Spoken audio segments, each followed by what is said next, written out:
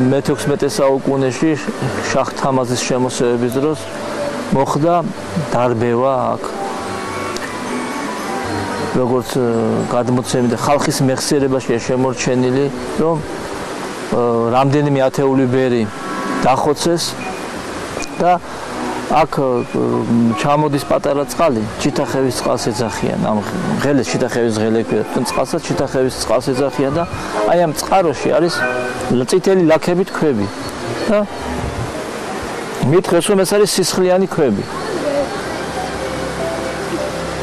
მათაც დააკვირდეთ, იგრძნობთ სისხლი არის, რა ნამდვილი სისხლი არის და აი ეს ბერები რო დახოცეს ზოგს ახლა პირდაპირ ჩაყარეს აი ამ წყლებში ალბათ და სისხლმა ამ წმინდა ადამიანების სისხლმა მოწამეების სისხლი აღიბეჭდა აი ამ ქვებზე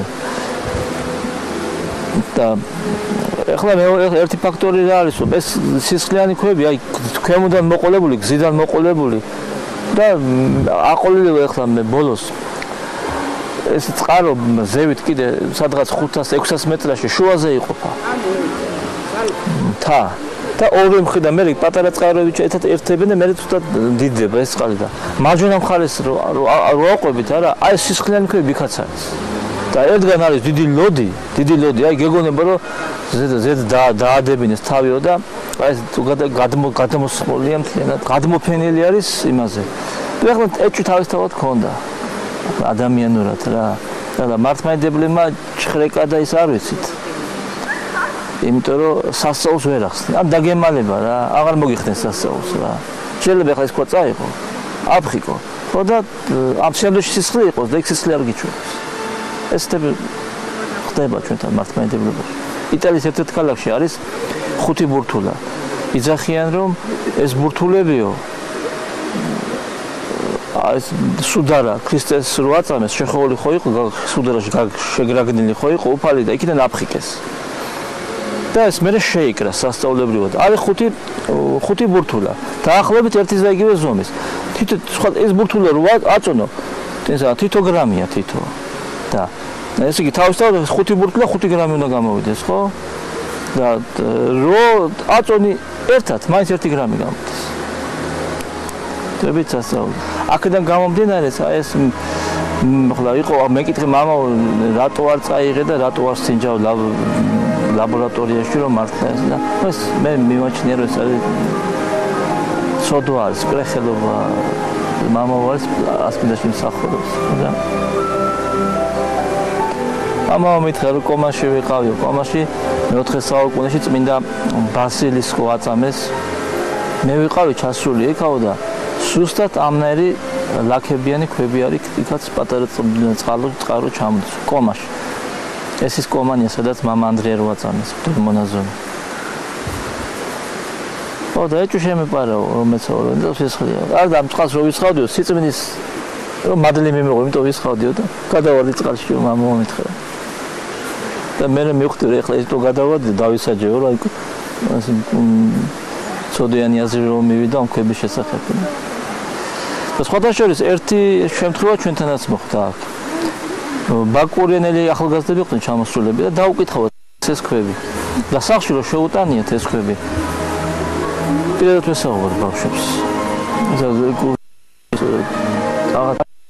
ბუნებრივი ანომალიურს რო ეძახიან, ეგეთი დაუწყიათ მოძრაობები, თეფშებს ბრახუნი, თეფში გაფრენა გამსკდა რა ჰაერში.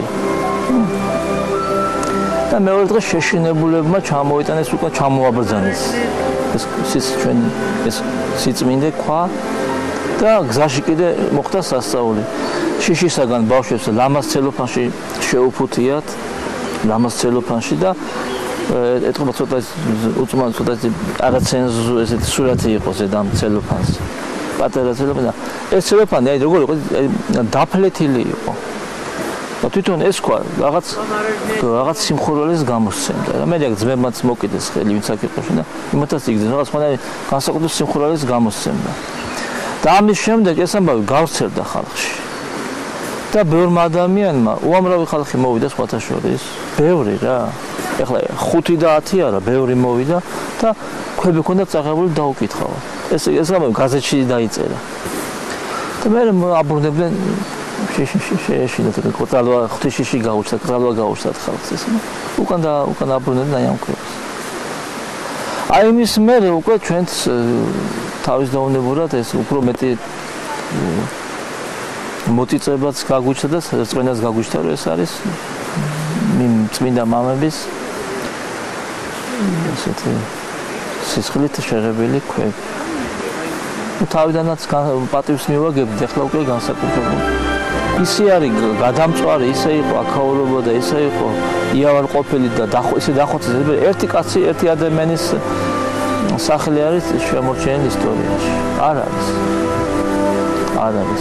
მაგრამ ერთი დაიგრძნობა იცით აი რო შეხვალ ტაძარში იგრძნობა ძალიან მადლიანი ადგილია აი ესეთი მე მარტო ჩემი აზრი არის ხალხი რომ ნახულები და ესე იტყვიან ხოლმე რომ მამაო რაკა როგორი ადგილი ეს სხვადასხვა ეს ახლა არის ფიქრს ვიყავ ჩვენი არა ეს რომ მოვოდით მაშინვე იგრძნობოდა ესეთი სიმშვიდე და ესეთი მადლი ამ ადგილას და